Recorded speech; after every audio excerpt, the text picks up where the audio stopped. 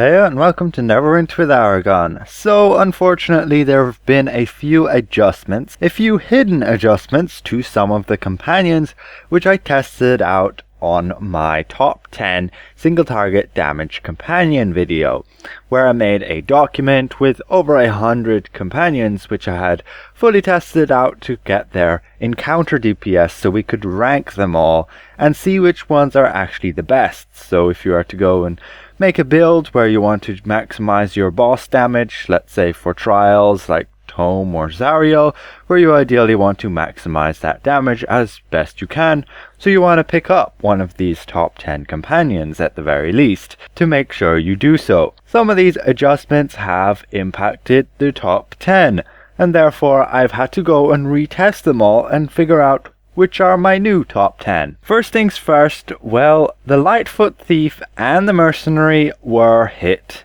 by a big nerf hammer, and this was like a ninja nerf. They never told us anything about it, so it was just passed around by word of mouth that they weren't seeming to perform as well as they normally did. So I went and checked them out, and both the Lightfoot Thief and the Mercenary are performing at least by half the amount they did before. We can see the Lightfoot Thief here racking out nearly 13,000 encounter DPS. Compared to what it was before, it was just over 30,000 DPS.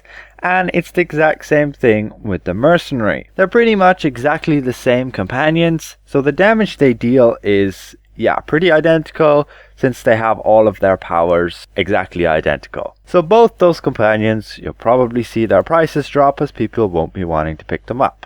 Now, I'm unaware if this change is deliberate or it was some bug, and perhaps they may be buffed back up to their original state. Who knows? You may want to hold on to any of them if, let's say, you got them in a chest and now their prices have plummeted. You might want to hold on to them to wait to sell them when they're more expensive again. Or if you upgraded one, maybe just keep up hope that they might get buffed again before going out of your way to purchase one of these better ones. If we compare it to, let's say, the Cold Iron Warrior, which is still the top best companion in the game right now, at least for single target DPS, you can see we're getting over 33,000 encounter DPS on this guy, and he does a bit more damage than the next top one.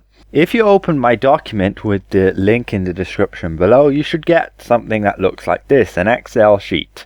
And here you have them in alphabetical order, and here you have them in counter DPS order. So here's where you can get your top 10, that being those ones right here. And as we can see, the Cold Iron Warrior still kicking ass there. However, the Mercenary and the Lightfoot Thief have dropped down.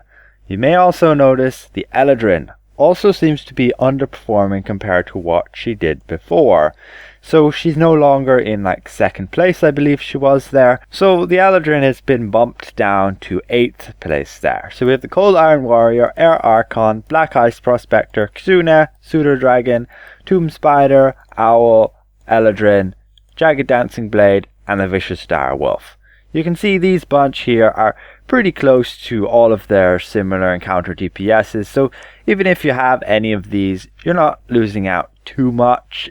Let's say you were to use the Swashbuckler over the Eladrin, you wouldn't lose a lot of encounter DPS there, but in the end, every little helps. But ideally, you'd want one of these top 6 here to be doing a decent amount of damage. Can't expect everybody to have a Cold Iron Warrior, as the price on it, it's just really rare. It's pretty insane. However, Kizuna is also pretty rare, but she excels better in AOE, and she's the kind of the best universal companion. Good in AOE, good in single target, just not the best. So that be that. I did retest all of these other companions. The data on all of them was pretty much the same. However, as I've mentioned already, the Lightfoot Thief, Mercenary majorly hit along with the Eladrin, which I have on a different character. Unfortunately, I can't get it on this character since it's character bound and I can't trade it between them. So with regards to what I've been using to test out and how you could test them out for yourselves, is you'll have to get these statistics. You want to get these stats with this damage, and then you want to make sure you have 2 Warlord inspirations, along with your indomitable runestones, all 6 of them. If you build up your character to have those stats, then you should be getting about the same encounter DPS on those companions. So you can always test them out for yourselves. You just need to make sure your stats are the same. As when we look on the document here, you can see those testing stats that I was using. And then up here it says with 6 indomitables and 2 warlords. So now I'd like to check out the Kuo-toa real quick and see what kind of encounter DPS he does and add him to our list. He's a recent companion that got a buff, but mainly just via his pack mentality, where he can gain up to 25% extra damage if you have a full party. Currently there's only one member in the party, which is myself, and thus he gains 5% extra damage.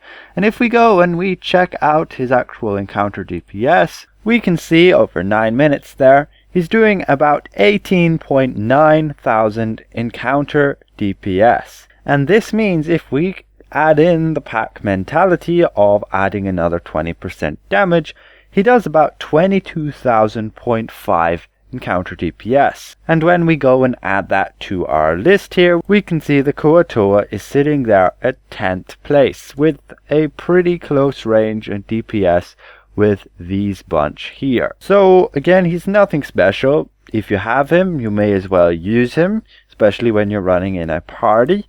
But otherwise, sure, you might want to go for these other ones. If you have any other companions you would like me to test out that you feel are performing pretty well, then go and drop it in the comments below and I'll be sure to go and check them out. Or you can even go and message me on Discord. So just a short update video. I really had to make this for the top 10 because of the adjustments. So I have the link to the document in the description, so you can always check that out for yourselves. As for AOE companions, they're just really hard to test out. Kuo-toa we know is the best just by having her bloodbath and being able to hit all of the targets nearby within a pretty decent range, and when she kills one she just switches to the next, rather than all of these other companions who do have AOE, right, but they'll just stop their attack once they've killed their target and they won't use that powerful attack on some other guy.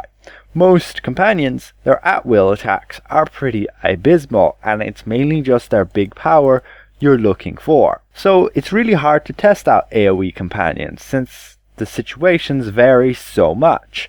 Sometimes you have groups of mobs in one area, sometimes you have groups of mobs but they're all spread out, and then it will entirely depend on what companion powers it has and will they excel in doing extra damage or not. So with that said, at least this single target DPS companion chart can be quite helpful in trials like Tower of the Mad Mage or Zariel, where your damage really matters. In dungeons and such, it doesn't particularly matter as long as you can complete the dungeon within a reasonable time and you can get past those boss checks. But most bosses are single target, and therefore again you would want to have a companion that's good in single target. AOE, it doesn't matter too much. So if I presented this well, consider leaving the video a like, and if you're new around here, consider subscribing. And we'll see you guys around. Goodbye for now.